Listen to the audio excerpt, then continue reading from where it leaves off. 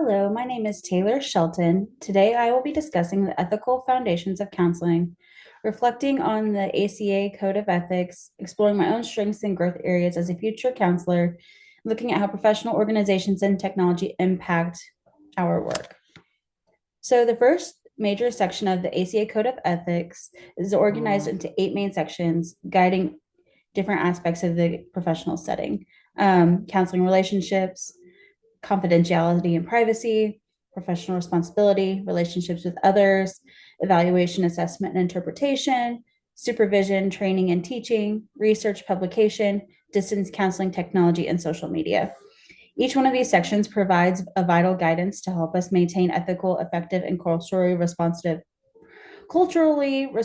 practices and ethical responsibility to our clients. Personally, I believe that the ACA Code of Ethics is just a set of rules, is not just a set of rules, sorry. It's a living guide that reflects our core values of our professions.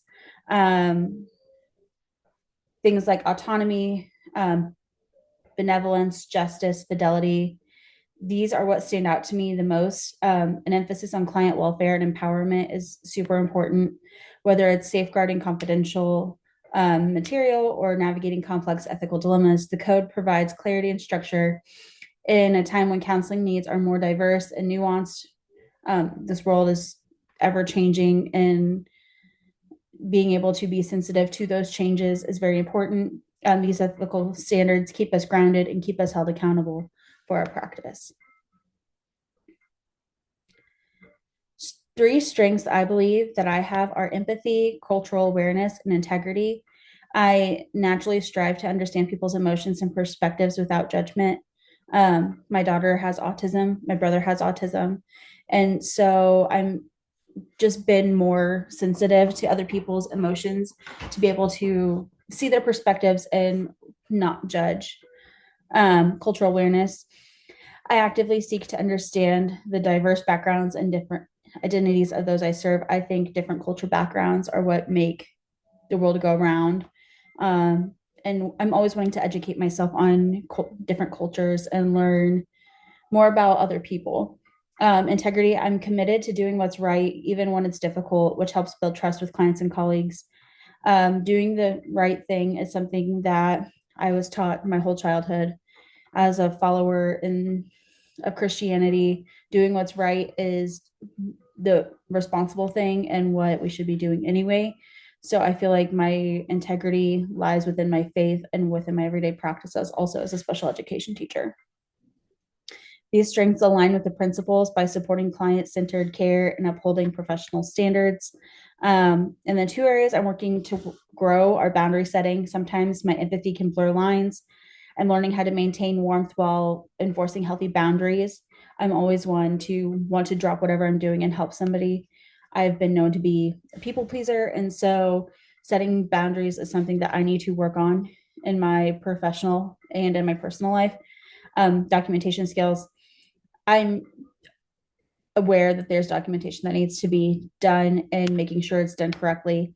As a special education teacher, I currently do a lot of documentation with writing IEPs and behavior plans and knowing my code of ethics and the laws pertaining to this documentation. So also learning how to do it as a counselor versus a special education teacher will be a change. As a future school counselor, it is essential for me to follow the ASCA guidelines. To support this, I plan to stay current with legal updates and ethical trends throughout the workplace, and in education, reflect regularly on my own practice as a school counselor, and with supervision and peer feedback from my administrators, from parents, just making sure I'm providing quality care for my students and using ethical decision-making models when facing with dilemmas, referring back to my code of ethics, referring back to ACA and ASCA to make sure that I'm following proper protocols in my school. I've chosen to highlight the American School Counselor Association, or ASCA.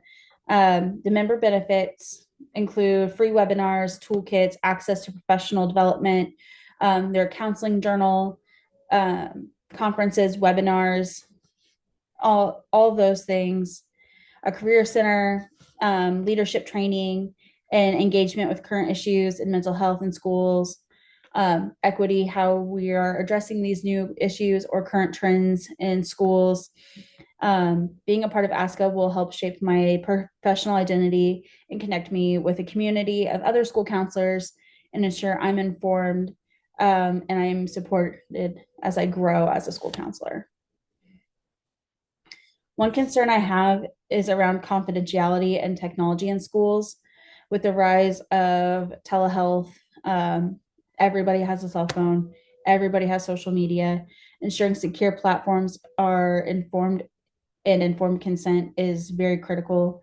A breach, whether it's accidental or through hacking or leaving your phone unlocked, leaving your laptop unlocked, it could cause serious harm to clients, damage trust.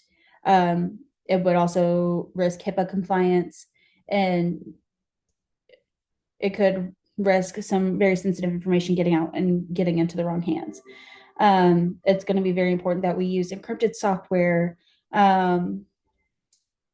double locks. So, like, I know with my Google Classrooms, I type in my password and then I have a key that I have to plug in also to unlock my software for school. Making sure that everything is secured and locked down and as tight as possible. And then also clearly communicating to clients that what they say to me will be in confidence and confidential.